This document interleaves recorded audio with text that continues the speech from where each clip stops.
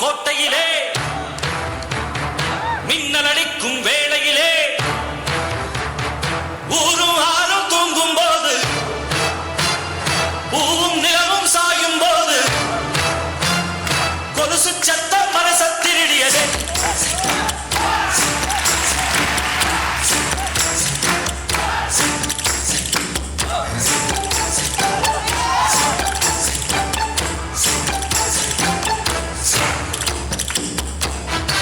வைரங்கள் தாரை வளமான